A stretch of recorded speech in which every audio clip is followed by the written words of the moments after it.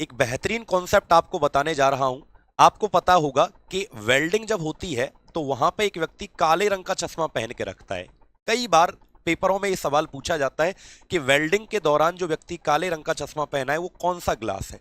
वो फोटोक्रोमेटिक कांच होता है बच्चों। ये एक ऐसा स्पेशल टाइप का कांच होता है कि ये धूप में या फिर जब यूवी रेज इसके ऊपर पड़ती हैं तो काले रंग का हो जाता है। काला सा चश्मा देखा होगा आप लोगों ने। तो ये हमें पराबैंगनी किरणों से बचाता है। ये बनता किस चीज का है? ये सिल्वर क्लोराइड का बनता है, AgCl का। सिल्वर क्लोराइड का बनता है। और प्यारे बच्चों, मैं आपको एक सलाह देता हूं कि जिंदगी में चाहे कुछ भी कर लेना लेकिन वेल्डिंग होते हुए मत देखना। अगर अंधा होना है ना तो फिर वेल्डिंग देख लेना, सीधी सी बात है भाई। क्यों? क्योंकि वेल्डिंग जब होती है ना तो हमारी आंखों में 3 प्रकार की रेज आती हैं। एक जाता है हमारी आंखों में यूवीए, यूवीए यानी पराबैंगनी किरण ए। एक जाता है यूवीबी और एक जाता है यूवीसी। ठीक है। अल्ट्रावायलेट A, B, C 3 प्रकार की किरणें निकलती हैं। इसको अल्फा बीटा गामा भी कह लेते हैं।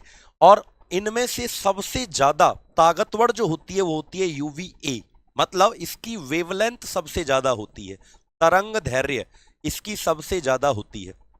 अब तुम्हारी जो आंख होती है वो इन दो का झटका तो झेल जाती है, B और C का झटका झेल जाती है, क्योंकि तुम्हारी आंख के अंदर एक्वस ह्यूमर पाया जाता है ना, जलीय द्रव्य, विट्रस ह्यूमर पाया जाता है, कंच द्रव्य। तो ये आंख का झटका झेल लेती है, आंख B और C का, क्योंकि इनकी तरंग दैर्घ्य कम है।